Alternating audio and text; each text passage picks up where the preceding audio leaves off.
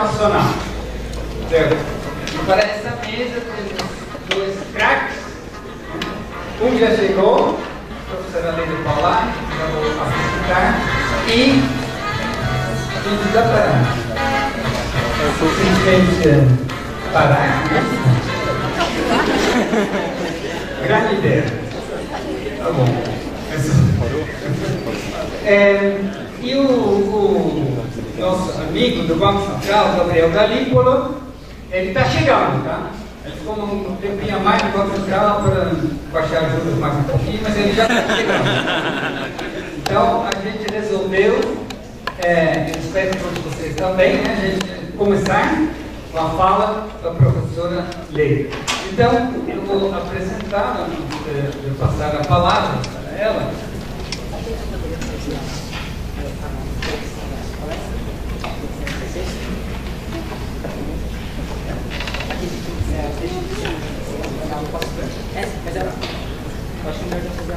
Ok. Então, temos aqui uma outra ideia melhor. O nosso amigo aqui, Gabriel, não é Gabriel Galípolo, tá? O Gabriel, ele vai fazer uma fala, né? Ele estava à frente dessa iniciativa, que é uma iniciativa dos alunos, né? Dos próprios alunos da economia, do centro acadêmico da economia. Ele vai fazer uso da palavra para agradecer a todo mundo e já de antemão encerrar o evento para depois dessa mesa.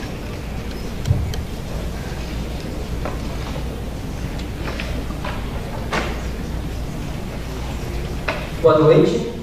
É com muita honra e satisfação que eu, Gabriel Nagasawa, coordenador-geral do Centro Acadêmico de Ciências Econômicas da Universidade Federal do ABC, em nome do meu colega Marcos Trindade, também coordenador-geral do CACE, declaro oficialmente aberta a última palestra da 8ª Semana de Economia da UFBC, intitulada Desafios da Economia Brasileira e Novas Perspectivas de Desenvolvimento. Agradecemos a todos que contribuíram com esse evento, em primeiro lugar aos membros do CACE e à coordenação do Bacharelado em Ciências Econômicas. A coordenadora Camila Yamada e demais membros da Coordenadoria de Extensão, a coordenadora Mariana Marques e demais membros da Coordenadoria de Comunicação, João Cardoso e demais membros da Coordenadoria de Patrocínio, coordenador Lucas Portari e demais membros da Coordenadoria Institucional, e Gabriel França e demais membros da Coordenadoria Social. Agradecemos também aos ilustres convidados que estiveram presentes ao longo dessa semana, e também os mediadores, especialmente a senhora Leda Paulani, que está aqui presente, e o senhor Gabriel Galípolo, que logo estará aqui com a gente. É um imenso prazer tê-los na nossa universidade e a UFABC sempre estará de portas abertas para vocês. Finalmente, não poderíamos deixar de agradecer o público, tanto interno quanto externo, que acompanhou as atividades da Semana de Economia. O Centro Acadêmico de Ciências Econômicas da Universidade Federal do ABC reforça o compromisso pela construção de uma sociedade justa, livre, igualitária e democrática. E por meio da Semana de Economia, buscamos fomentar o desenvolvimento crítico, participativo, científico, cultural, ambiental e sustentável na sociedade. Muito obrigado.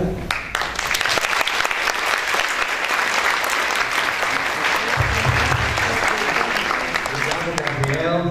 Mais uma vez, parabéns a todos os alunos que organizaram esse evento. Quero também agradecer aos professores que estimularam, que tem aula agora, mas estimularam os alunos a fazer a aula aqui. Estou vendo a professora Malu, a professora Maria Carlotto, não sei se o Maringoni tem uma turma aqui também, mas de qualquer forma agradeço a todos, a pessoa desses professores que eu mencionei, sei que tem mais.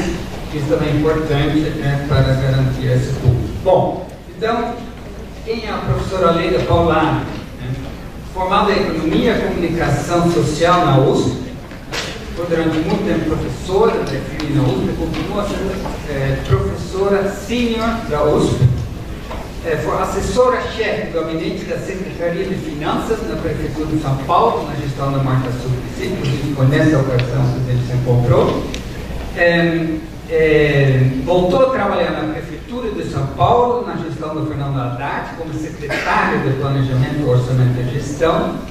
Foi presidente da Sociedade Brasileira de Economia Política, integra o grupo de intelectuais economistas que fundaram o projeto Brasil Nação, integra a Associação Brasileira de Economistas pela Democracia, ABED. E, também importante, foi primeira professora senior visitante aqui na Federal do BC do Programa de Economia Política Mundial. E falando do Programa de Economia Política Mundial, no dia de hoje, esse programa elegeu a professora Maria Carlota para ser a nova coordenadora. Então, aproveito para dar parabéns. E então, passo a palavra para a professora Leda Polari. Muito nos honra ter você novamente aqui com a gente para essa reflexão.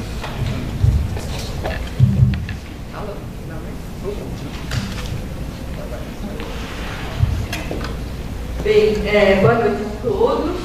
É um prazer estar aqui na UFPC, mais uma vez, onde eu tive aqui 2 anos como pesquisadora do NIDS, que era o Grupo de Estudos Estratégicos sobre Democracia, Desenvolvimento e Sustentabilidade. E também dei aulas na pós-graduação em Economia Política Mundial, e orientei pessoas, ainda tenho orientando, terminando o doutorado. Então é uma casa para mim que, enfim, tem muito carinho por ela. Eu estive na formação praticamente da UFPC, porque quando se criou a universidade lá em 2005, 2006, eu participei de uma banca de seleção de professores, né? Então, lá atrás. Depois eu participei também de uma banca de professores titulares que houve, e na qual foi aprovado o professor Ramon Garcia Fernandes, que é uma pessoa também de grande capacidade intelectual, que eu admiro muito, né? E acho que a UFPC ganhou muito com a presença dele. Bom, então agradeço os alunos, né, sobretudo, que me convidaram para estar aqui. E está aqui nessa mesa junto com o Gavítulo, que também é um amigo, enfim, uma pessoa que eu conheço há muito tempo. Conheci como aluno no mestrado da PUC, fui dar uma aula lá, enfim, convidada por uma colega, e acabei conhecendo o Gabriel, e a gente ficou muito próximos desde então, né? Ele realmente é uma pessoa brilhante, e acho que vai contribuir muito aqui para o nosso tema. Bom, eu estava até brincando aqui com os colegas, com a Maria, o Jorge, o Gabriel, né? Eu sinto que quem devia falar desse tema eram eles, né? Porque eles são os especialistas aí de relações internacionais, e a gente não consegue falar de economia, principalmente hoje, né? Economia mundial, para onde vai a economia mundial? Impossível falar de um tema desse sem tratar das questões que envolvem poder, que envolvem geopolítica, que envolvem relações, né, internacionais. Mas, enfim, como fui convidada, vou aqui fazer o que for possível, né? Bom, para falar, eu acho que para onde vai a economia mundial, eu começaria falando, né, da relação de poder e dinheiro, né? Porque o que é o capitalismo? Né? A gente pensa, o que é o capitalismo? Bom, o capitalismo é um sistema de organização social, né? O Marx diria um modo de produção, que produz, então, bens, serviços, que atendem necessidades humanas, etc. Mas ele faz isso, né, tendo como móvel principal a valorização do valor, né? Que é a valorização do capital, sobretudo na forma monetária. Né? Então, a valorização do capital em termos abstratos que é o modo do capitalismo. Bom, isso posto, o que o pensamento liberal normalmente faz?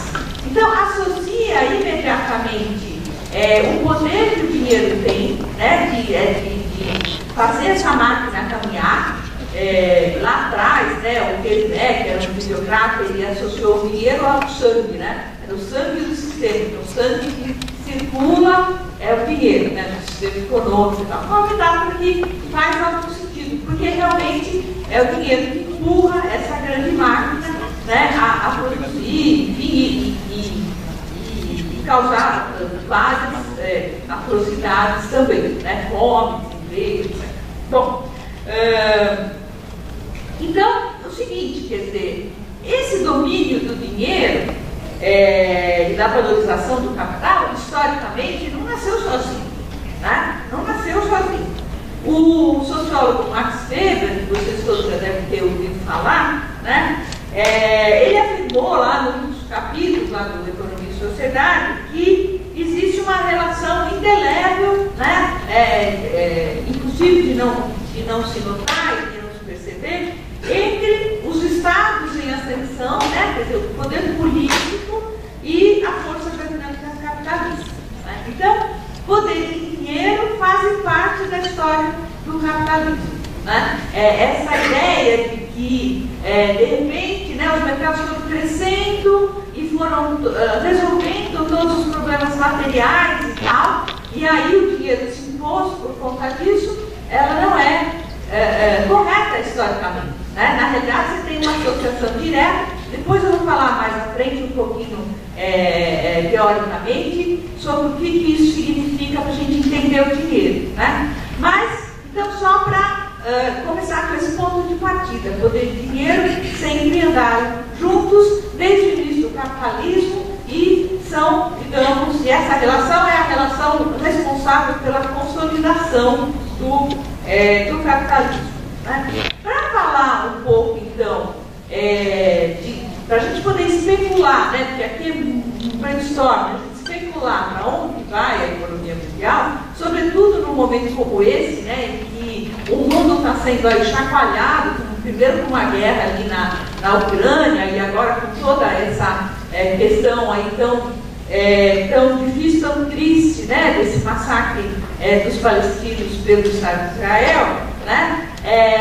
Então é um período e a aproximação da China e dos Estados Unidos também, de forma cada vez mais conflituosa, né? É um momento muito especial, né, para a gente pensar nesse contexto para onde vai a economia mundial, né? Bom, então, para nos auxiliar, eu vou trazer aqui um pouco algumas considerações do geógrafo, urbanista e marxista David Harvey, né? Que, enfim, é um estudioso aí do sistema capitalista, que vivia há muito tempo, né?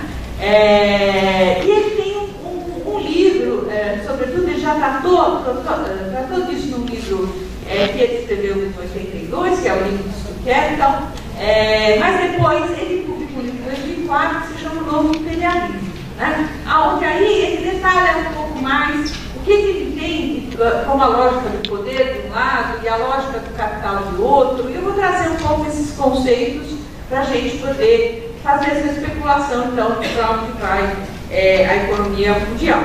O Harvey, ele parte de um princípio que é o seguinte, que o sistema capitalista tem uma tendência inexorável para a sobreacumulação de capital, né? O que é a sobreacumulação de capital?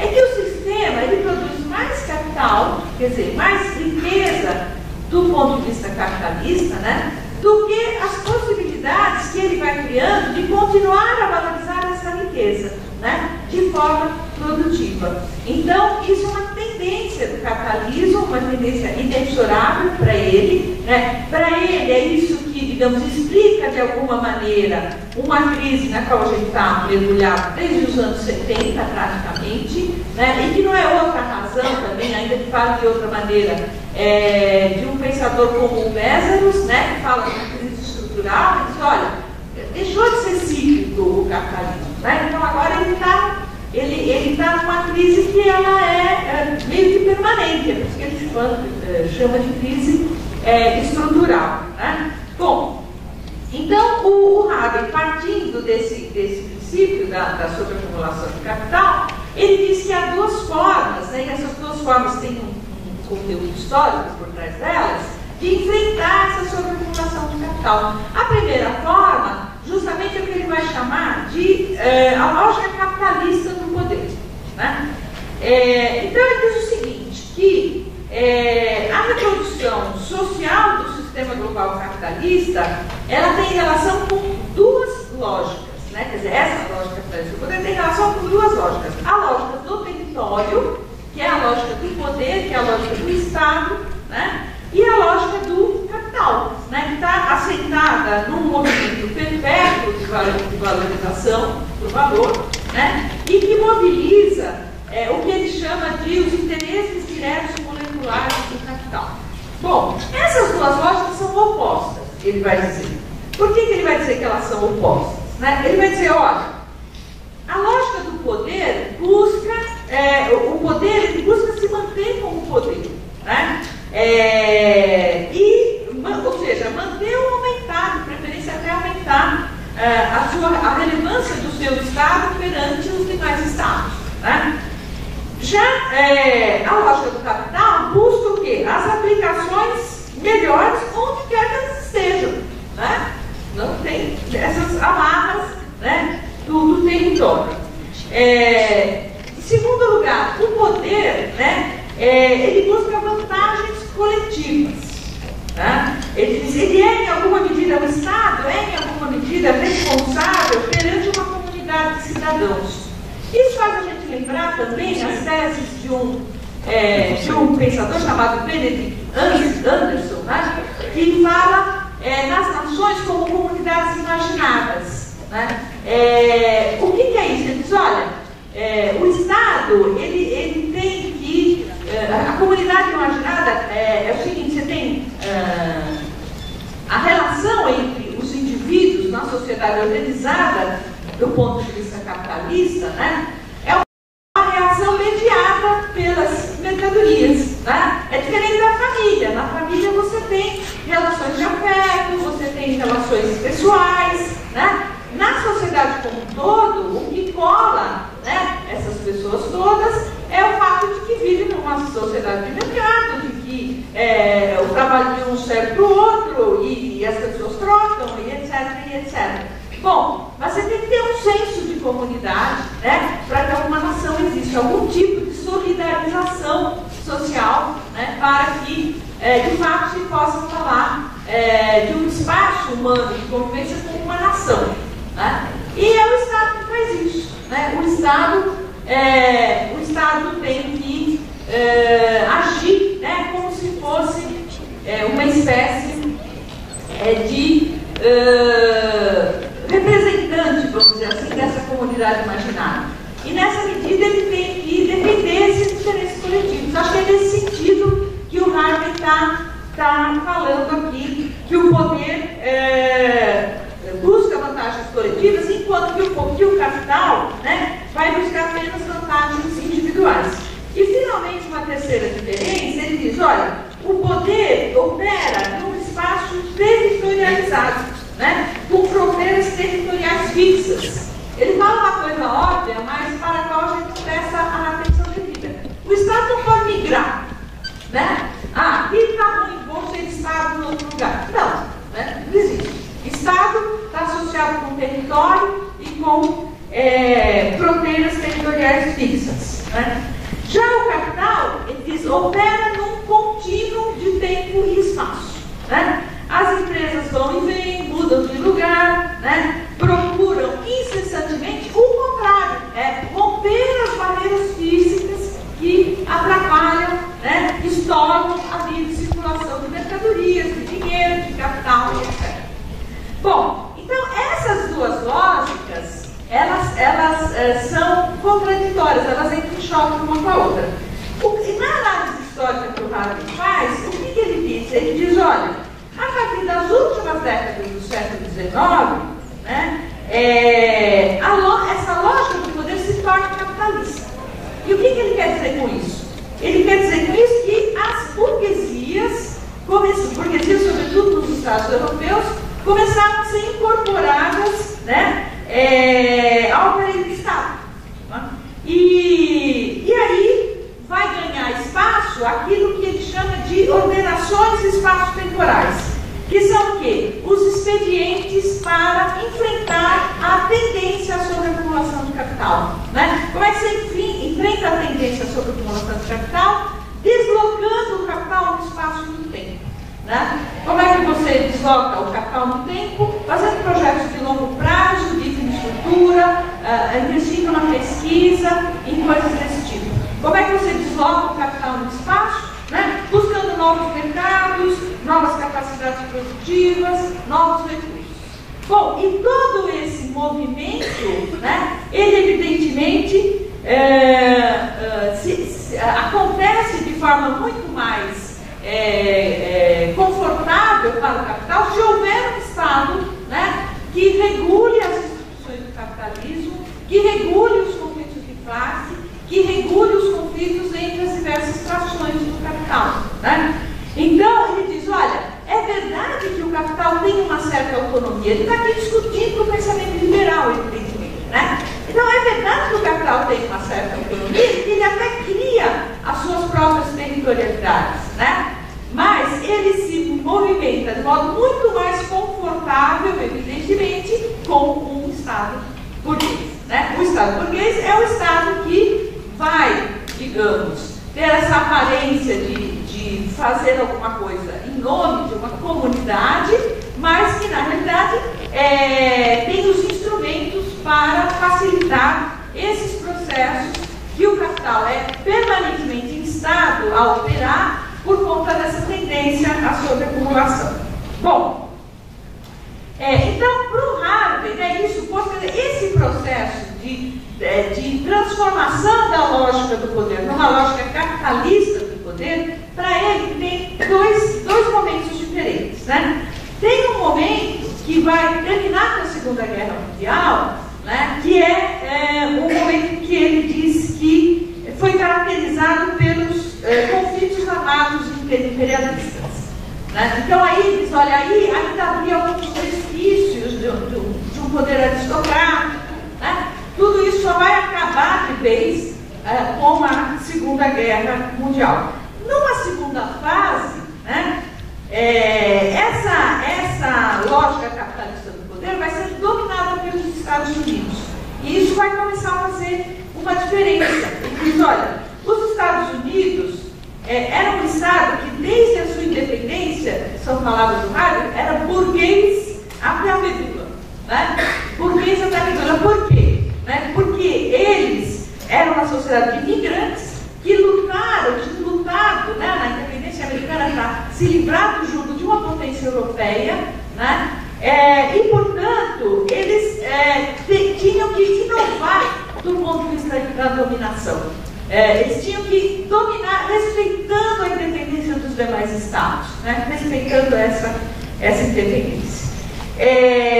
Então, eles vão dominar, diz o Harvey, por meio de uma combinação de relações comerciais privilegiadas, clientelismo, patronato e coação encoberta.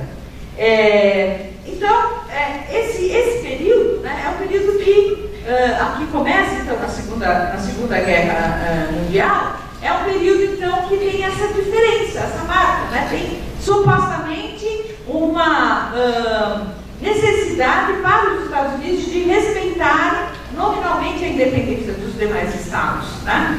Ele diz, a ambição imperial ficou oculta no universalismo abstrato, com total negação do território e da geografia. Então ele diz, olha, aí uma evidência de que isso aconteceu é que não existia exatamente, né, um império americano a ser contestado pelos demais estados. Existia um século americano. Essa expressão vocês devem conhecer, já devem ter lido aí, né, em algum lugar, que lá pelas tantas alguém disse que o século XX era o século americano, né? E ele diz, bom, e ninguém contesta um século, tá certo? Então, bom, e aí ele diz, olha, caminhando no tempo, né, a Guerra Fria, ele diz, deu aos Estados Unidos e aos americanos a oportunidade de exercer uma liderança pelo consentimento, né? Os Estados Unidos realmente eles passaram a ser uma espécie de guardião do mundo, onde supostamente democracia e capitalismo andavam de mãos dadas, né? Mas, sobretudo, eles conseguiram desempenhar esse papel porque eles se construíram na principal máquina, né, de capital capaz de arrastar o mundo inteiro nos seus filhos. É uma grande, pujante, potente economia bélica, na ponta do desenvolvimento tecnológico, muito grande, né, e que vai arrastando, então, as demais.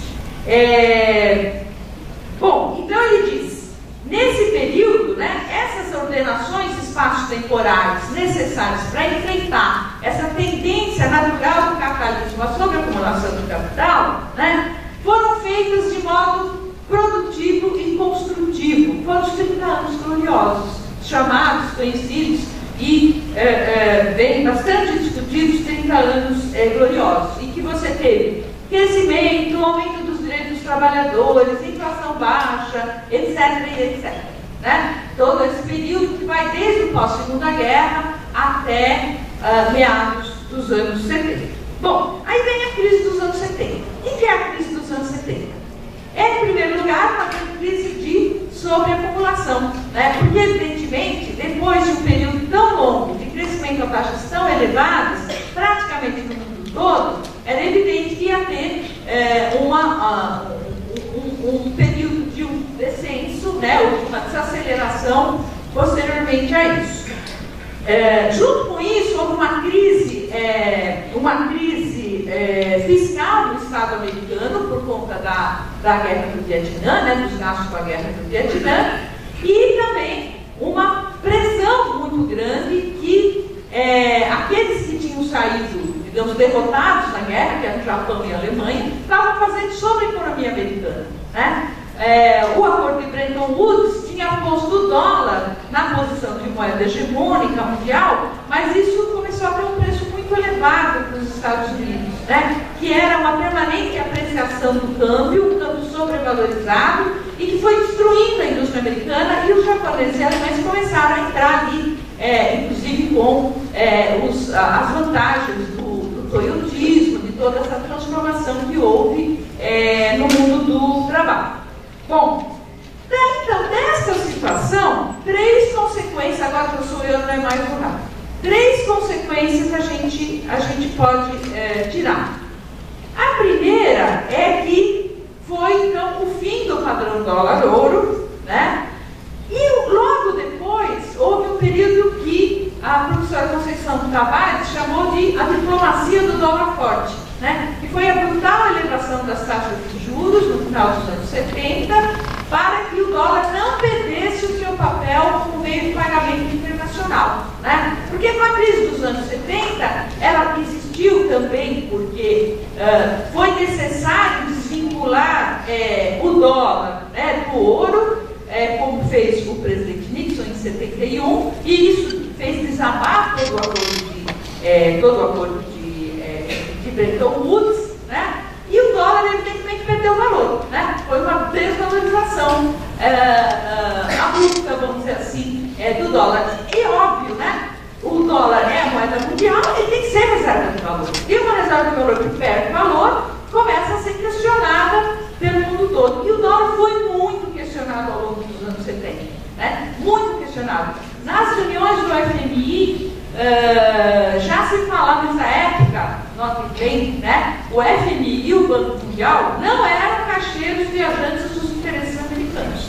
Ainda tinham, né, aquela alma das organizações multilaterais que foram criadas no pós-guerra para fazer, digamos, a gestão, né, geral assim, do capitalismo mundial, né? Então, dentro do FMI, se discutia muito o que é que substituiria o dólar, né? Os direitos especiais de saque, que são um tipo de uma moeda que existe dentro do próprio FMI, que todos os países têm lá uma cota, etc., começou a ser considerado como uma possibilidade, né? Começou a se pensar, por exemplo, naquela proposta do Keynes, na reunião de Bretton Woods, que era de ter um dinheiro internacional sem uniforme nacional, né? Que era o que o Keynes queria, né? Só que a proposta keynesiana perdeu e o dólar impresso e emitido pelos Estados Unidos é que acabou ganhando esse privilégio, né? Bom, então, para enfrentar isso, né? Para enfrentar toda essa especulação em torno do fato de que o dólar estava sendo questionado no seu papel de dinheiro mundial, no seu papel de reserva de valor mundial, os Estados Unidos dão uma brutal elevação das taxas de juros, ainda no governo democrata, né, no governo do... Não esqueci o nome dele.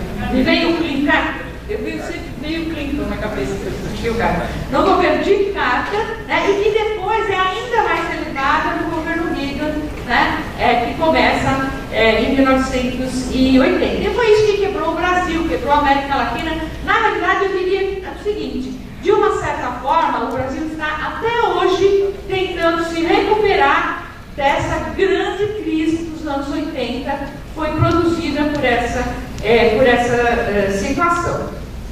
Bom, eu não vou falar mais do dinheiro, dessa primeira consequência, né, dessa mudança aí, que acontece nos anos 70, eu vou deixar para o Gabriel, porque quem sou eu para falar de dinheiro, né?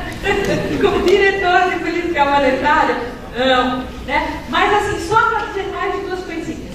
O próprio dinheiro tem, do ponto de vista marxista, o próprio dinheiro tem, dentro das suas determinações, este conflito entre, digamos, o poder de um lado, né, a lógica do poder do Estado, do território de um lado, e a lógica abstrata, a lógica fluida do capital de outro. Esse conflito se dá justamente entre, de um lado, o papel de moeda do dinheiro, porque o papel de moeda do dinheiro, quando ele precisa atuar como meio circulante, né, não existe sem a validação do Estado. Então não existe moeda doméstica, moeda nacional, sem que o Estado bote lá o carimbo e diga essa é a moeda do país tal, etc. O curso forçado, quem garante é o Estado, né? Agora, o dinheiro enquanto tal, ele tem outras determinações e ele tem um lado objetivo, um lado que tem que ver com o fetiche na mercadoria, que eu não vou conseguir explorar aqui agora, né? E que torna errado a gente dizer que o dinheiro é um produto do Estado, né? O dinheiro só existe porque o Estado existe. Não, o dinheiro só existe com o poder que tem, né? Porque a lógica da produção hoje desde 3 séculos, né, é a lógica da produção de mercadorias. E a principal mercadoria que o sistema produz chama-se justamente capital, né? É o capital financeiro, é a mercadoria capital, né? Esse lado é um lado que não tem que ver com o Estado do ponto de vista da sua constituição enquanto determinação, né? Mas tem que ver com o Estado do ponto de vista do seu funcionamento. Bom, então vou parar por aí. A segunda mudança, né, que houve a partir da crise dos anos 70, nisso que a gente poderia chamar então de lógica capitalista do poder, né? Bom, o neoliberalismo, né, que acontece como uma espécie de resposta à crise dos anos 70. Não podemos esquecer também que nesse meio tempo, né, os trabalhadores tinham ganhado muita força, tinham conseguido várias conquistas em termos de direitos, etc. E isso incomodava o capital, evidentemente, né? Porque o capital tem que ir cedendo a essas pressões sociais. Então, o neoliberalismo, né, o neoliberalismo é esse, o professor François Chenet chama de um levante, né, social-liberal, um levante neoliberal, né, que aconteceu a partir dos anos 80. Então desqualificar tudo que é coletivo, tudo que é comum, o Estado, porque é ineficiente, porque tem corrupção, né, então, e colocar sempre o mercado como algo virtuoso, como alguma coisa que resolve todos os problemas se a gente mexer muito a paciência dele e o Estado não ficar o tempo todo querendo se meter no mercado, né? Bom, só que aí junto com isso, né, vai se tornar predominante, né, nesse período, digamos, neoliberal da lógica capitalista do poder, vai se tornar predominante aquilo que o Haber, volto a trazer agora o conceito do Haber, chama de acumulação por espoliação. O que é acumulação por espoliação? O Marx, lá no livro do Capital, né, ele fala que o capital é um sujeito automático. O sujeito automático quer dizer o seguinte, que ele produz como resultado aquilo que são os seus próprios pressupostos. E de modo que ele automaticamente se reproduz, né? Quais são esses pressupostos? A força de trabalho, a existência da força de trabalho como mercadoria e o capital dinheiro acumulado em algumas mãos. O capital bem-sucedido tem como resultado essas duas coisas, que são os pressupostos desse movimento. Por isso a gente chama de sujeito automático. Ora, mas quem que começou a empurrar essa bola? Quem que começou a empurrar esse carro nessa direção? Né? Quando não tinha o capital para produzir esses resultados que são os seus pressupostos, quem produziu? Aí ele vai para todo o processo histórico que ele chama de acumulação primitiva.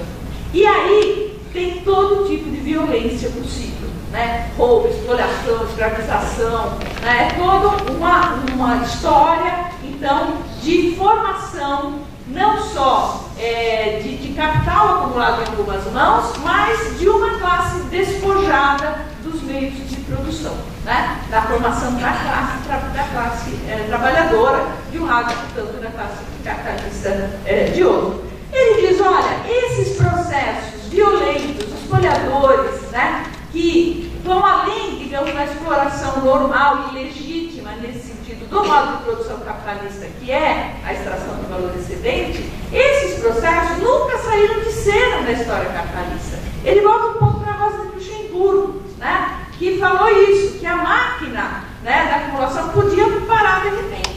Então, parar de repente é quando você não vai ter, então, perspectivas de continuar esse processo de valorização do capital. E aí voltam os processos de acumulação por espoliação. Ele lista uma série de coisas, mas isso, enfim, todos os autores que discutem o neoliberalismo e que mostram a associação entre o neoliberalismo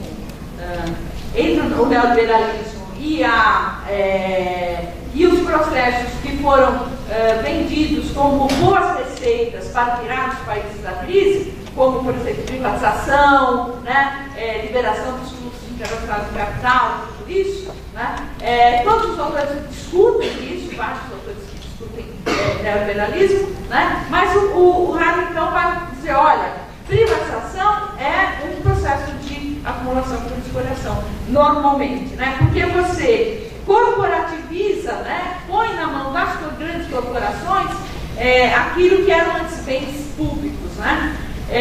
Quando você luta para privatizar a água, por exemplo, ele fala uma espécie de expropriação das terras comuns, né? Porque, de alguma maneira, a empresa sendo do Estado sempre tem algum outro objetivo que não é o puro e simples valorização do capital no fim da história, né? O patenteamento e licenciamento de material genético, de plasma, de sementes, a apropriação de conhecimentos dos indígenas, né? As empresas de cosméticos, etc., fazem isso direto. Então, pegam conhecimentos estabelecidos há séculos ali por aquelas populações e transformam isso em mercadoria e patenteiam. E aí só elas podem usar. Então, tudo isso ele põe nessa conta da acumulação por espoliação. Bom, e a terceira consequência foi uma difusão da doutrina da globalização, né? Então, a globalização, toda essa digamos, narrativa que se construiu, para usar um termo da moda, né? Essa narrativa que se construiu em cima do termo globalização, né? Foi uma forma também de dar continuidade à dominação americana, né? Teve a queda do muro, digamos assim, que a confusão que aconteceu lá no mundo soviético, né? Quando a União Soviética se desmonta e cai o muro e etc., foi uma espécie de presente, assim, que meio caiu do céu pro sistema capitalista, né? Não houve um embate, né? E aí pronto, o capitalismo saiu vencedor. Não foi isso. Mas os Estados Unidos, né, e as grandes corporações mundiais aproveitaram isso, né, e começaram a difundir essa ideia de que a liberalização desses mercados de bens e de ativos, então não só de bens e serviços, mas também bens, serviços e ativos, né, traria então o benefício do desenvolvimento para todos, né?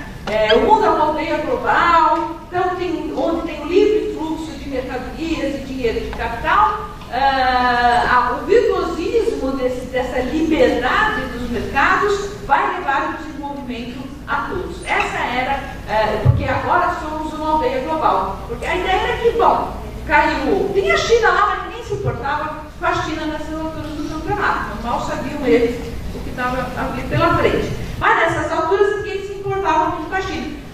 O grande, digamos, vilão da Guerra Fria, que era a União Soviética, se desfez, né? E com isso facilitou essa narrativa da aldeia global, dos grandes benefícios da liberdade, dos fluxos de capital, etc.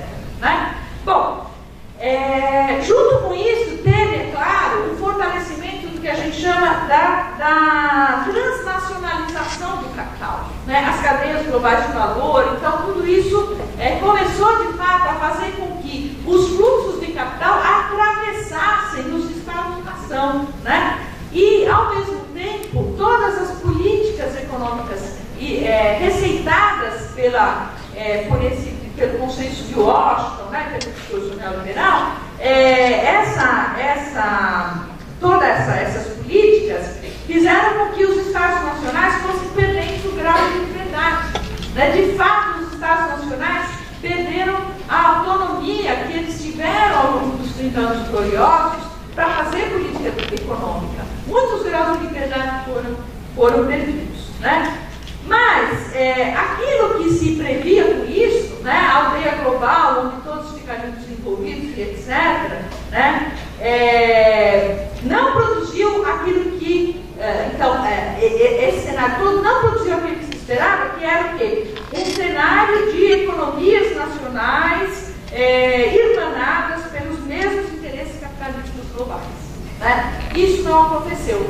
Continuou a haver disputa hegemônica no mercado, continuou a haver rivalidades interestatais, sempre atravessadas de uma forma cada vez mais complexa com os interesses moleculares do capital, para usar os termos do Harvard. Né? Mas essa coisa da hierarquia dentro do sistema mundial, da disputa interestatal, das rivalidades por hegemonia, isso não saiu de cena. Né? O capital não foi esse mágico que conseguiu fazer essa transformação. Né? Eu já estou terminando, mas quero falar mais duas coisinhas só. Bom, o que aconteceu depois disso? Em primeiro lugar, apareceu a China. A China é uma grande pedra no sapato, né, de toda essa história, porque a China não comprou a receita de bolo do novo liberalismo, do neoliberalismo. Né? Ela continuou fazendo controle de câmbio, ela continuou fazendo controle de fluxo de capital, né? Ela continuou com o Estado, abriu, virou capitalista, porém com o Estado sempre muito presente e regulando tudo, fazendo tudo ao contrário do que mandava o discurso neoliberal. Né? E ela virou, né, o grande contendor dos Estados Unidos hoje, a segunda maior economia em termos de dólar e a primeira quase, ou se não já está empatando, ou ultrapassou, se a gente considerar o dólar na sua paridade de poder de compra. Né? Bom, então, essas duas, e além desse fator China, o que teve a grande crise de 2007 e 2008? A grande crise de 2007 e 2008. De modo que hoje a gente estaria num processo de desglobalização. Né? Aguçado, então, por essa complexidade crescente das relações geopolíticas. Né? Que vem aí tanto dessa relação OTAN-Rússia, a Rússia, um caso à parte, né? Talvez os meus colegas aqui possam falar melhor, mas se pretendeu quebrar a Rússia economicamente para derrotá-la na guerra da Ucrânia, não se conseguiu, com todas as restrições que se fez à economia russa, por exemplo, para fazer um parênteses. Enfim, é um quadro muito mais complexo do ponto de vista geopolítico do que no começo dos anos 90, né? E que hoje, então, está produzindo isso que alguns especialistas têm chamado de desglobalização.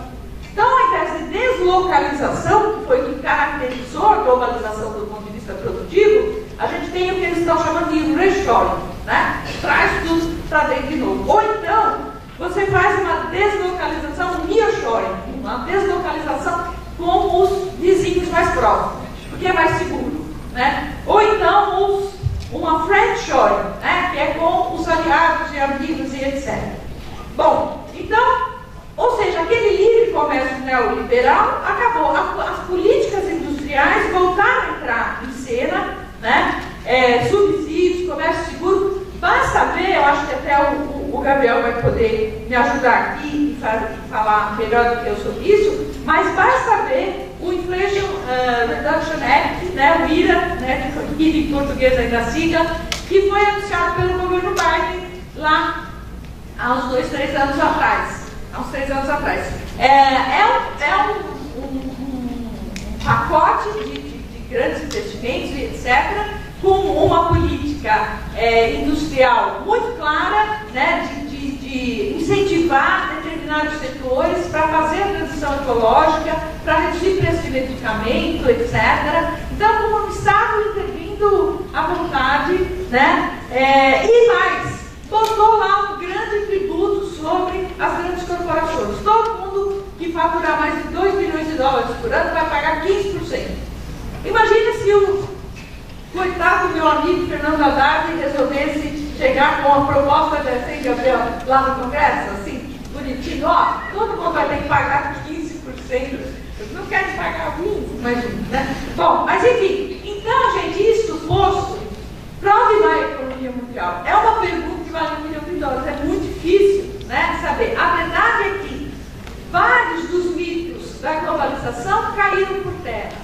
A lógica do poder continua a ser capitalista? Acredito que sim. Mas talvez hoje a gente tenha algum andar para trás no sentido que as disputas interestatais e as rivalidades interestatais, até por esse crescimento da China, voltam a ter um papel, né, que pode ser mais importante do que foi nesse período desde o final da Segunda Guerra Mundial. Né?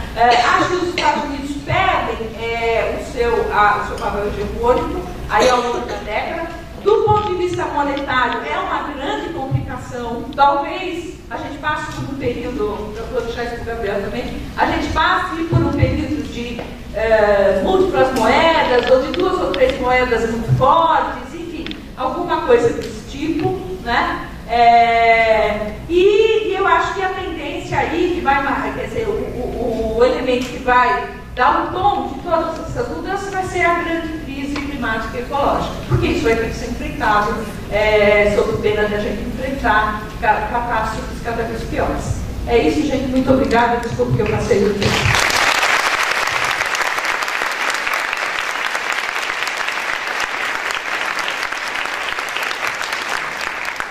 Muito obrigado, professor Bandeira. Excelente resumo, na verdade, do movimento capital, da arquitetura do Harvard, e apontando as questões que estão em curso, lembrando bem, uma das coisas mais interessantes para se estudar hoje, ao longo da economia, a lei americana, né, a redução da inflação, são um nome já engraçado, né, subsídios gastos, chama de lei de inflação, e tem um condicionante a todos esses subsídios secretos, que é você não pode se envolver com a China.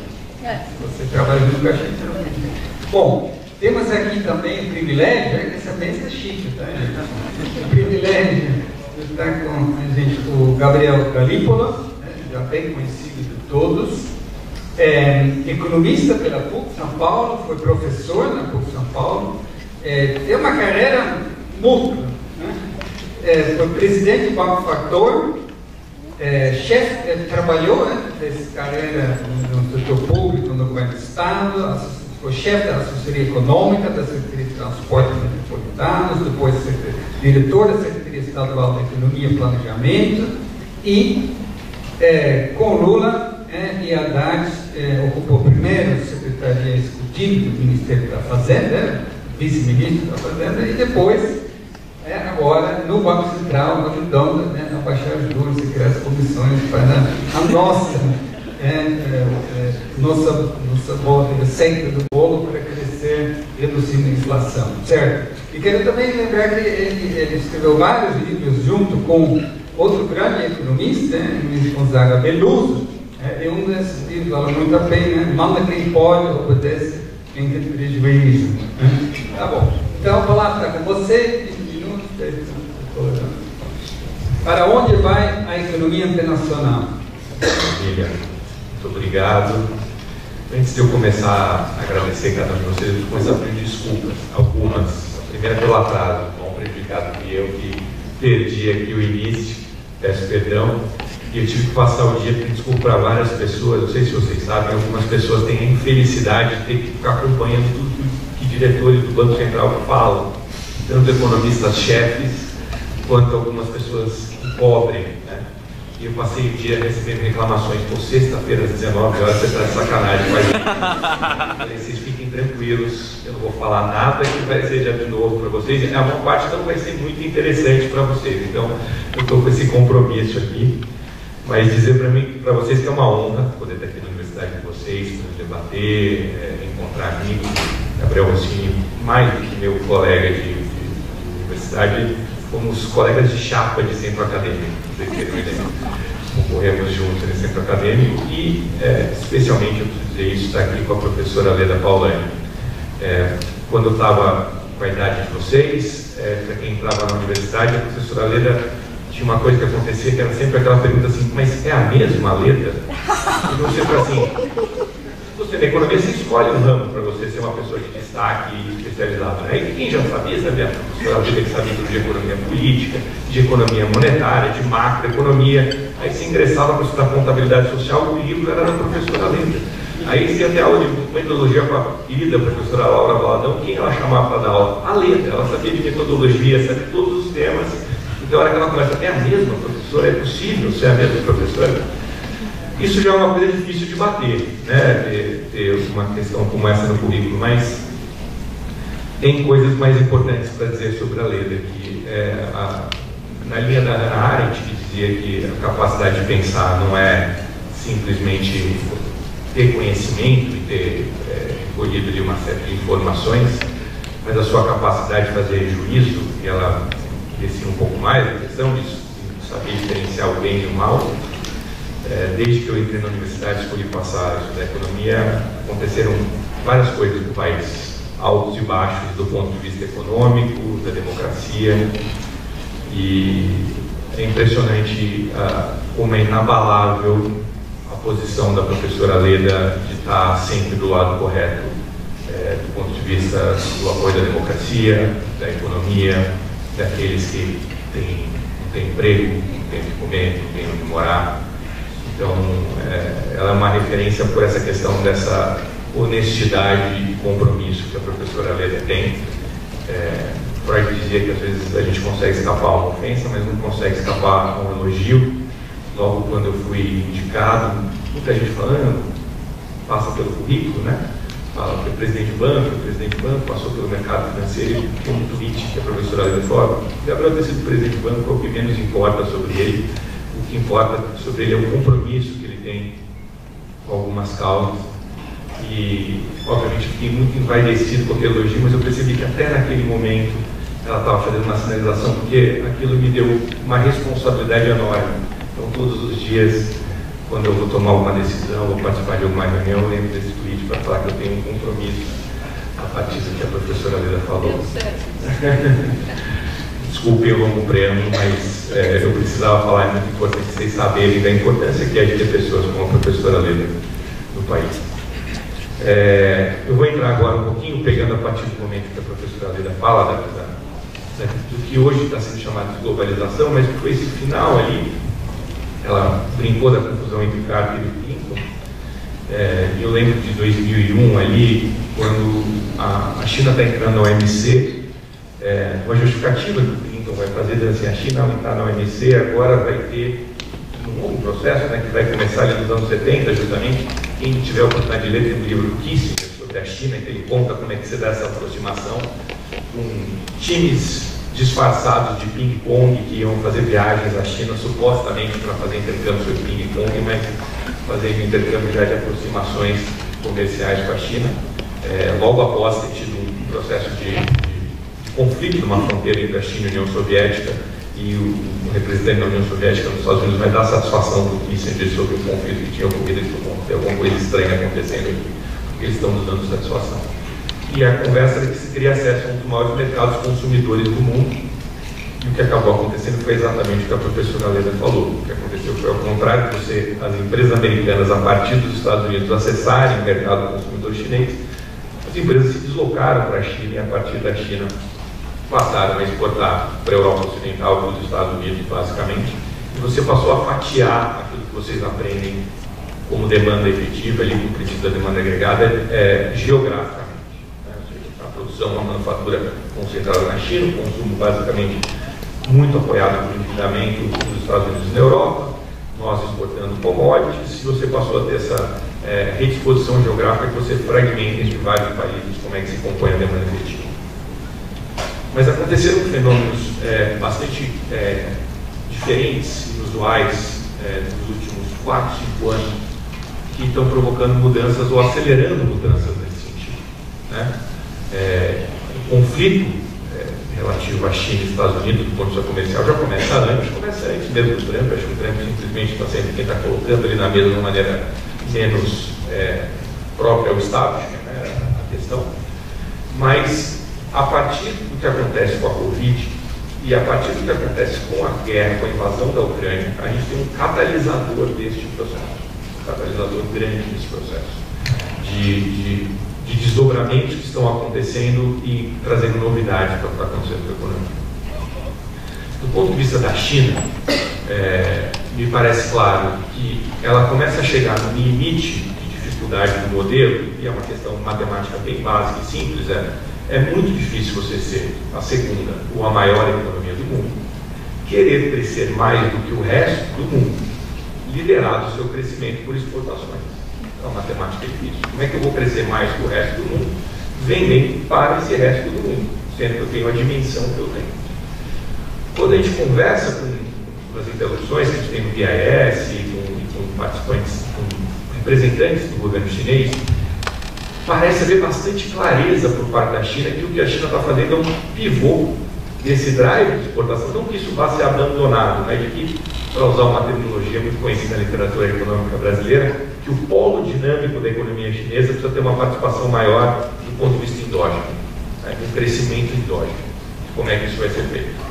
E há bastante clareza, parece também por parte dos representantes do governo chinês, de que isso envolve alguma perda de dinamismo. Isso vai fazer com que o crescimento seja menor, que depende de estímulos, a gente tem visto que os estímulos estão tentando ser reforçados, mas que isso reforça essa necessidade de você fazer essa endogenização de polo dinâmico. Somado a isso, o fato dessa disputa comercial, que com o que aconteceu na Covid e com o que acontece com a invasão da Ucrânia, que empurra a Rússia basicamente para esse bloco de poder mais próximo da China de maneira bem mais rápida, coloca a Europa numa situação bastante difícil, né? E assim, basta te lembrar, se a gente tinha, como bem lembrou aqui a professora Leda, a diplomacia do dólar nos anos 80 e 90, com a invasão da Ucrânia, a gente migrou para o dólar enquanto uma arma de guerra. E o que você passou a fazer é que você cancelou reservas internacionais da Rússia em outros países. Então você migrou para como um instrumento efetivamente de sanção num momento de conflito de guerra, como uma arma de guerra, né? Isso acelera a ruptura e começa a provocar movimento de placas tectônicas ali de realocação das cadeias produtivas. A cadeia produtiva, essa globalização inicialmente estabelecida nessa fragmentação que eu tinha comentado, ela começa a se mover e se realocar. De início, a gente vai, assim, para tentar explicar o que está acontecendo com aquilo que os modelos econômicos tenderiam a explicar, né? Porque vocês estão acostumados a ter a famosa curva de Phillips, que está presente em todos os modelos da SGE de todos os bancos centrais do mundo, e nós vamos nas reuniões hoje em dia com outros banqueiros centrais, a conclusão geralmente é assim, a curva de Phillips está flat. Eu sempre penso assim, bom, se você tem um conceito que exprime uma relação de trade-off entre duas coisas, e essa expressão se dá pela inclinação, e ele está flat, o que ele está fazendo? Feng Shui ali, que está fazendo, não consigo entender muito bem, mas ele está flat e deixou de fazer a função que ele devia cumprir nesse processo. E é a pergunta de todos os economistas e todos os banqueiros centrais. Cada um de nós parece apresentar uma explicação idiosincrática para aquilo que está acontecendo no seu país.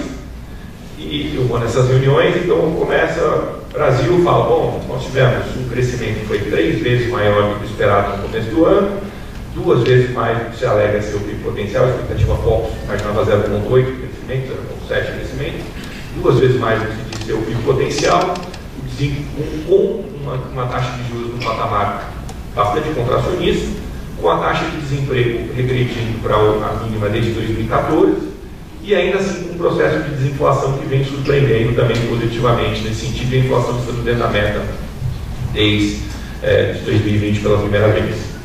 Por que isso está acontecendo? Como é que isso está acontecendo? Aí você começa com explicações idiosincráticas. Talvez tenha sido o impacto do agro, pode ter dado um impacto deflacionário nisso, talvez o PIB potencial seja maior, os economistas começam a tentar essas explicações, você acaba com as suas explicações idiosincráticas, por ordem alfabética, por exemplo, o Canadá, e o Canadá fala, estamos com um crescimento acima do que a gente imaginava, com uma taxa de juros elevada, e mesmo assim a inflação está caminhando para um patamar bem comportado, mesmo com o mercado de trabalho afetado. No nosso caso, é a demografia. E assim você vai passando para cada um que tem uma explicação idiosincrática, você fica, será que não existe algo de mais global e comum entre todos os países?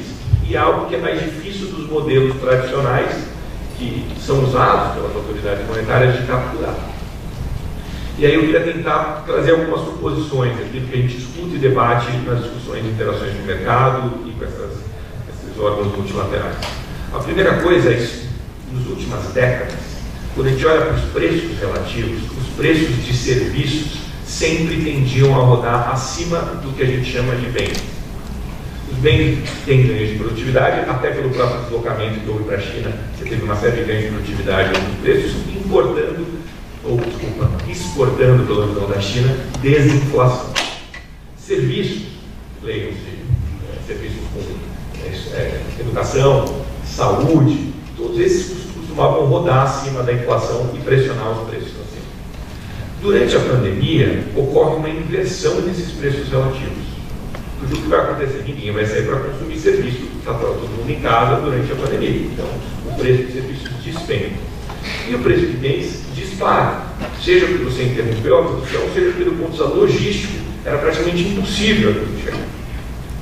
Este processo, mesmo quando você faz a rearticulação das cadeias produtivas de volta, ou seja, que começa a voltar ao comércio, começa a voltar a produzir, e a parte de logística, até o FED de Nova York divulga um índice de pressão que a gente tem sobre cadeia logística para preços a partir da pandemia, ele passou a divulgar isso. Mesmo quando essa pressão sobre a cadeia produtiva e a cadeia logística se arrefece, você consegue assistir um processo de tentar fazer um catching up, um alcance de restabelecer aqueles preços relativos. Ou seja, os preços de serviços, e por isso você vê tanta preocupação sobre a inflação de serviços, né?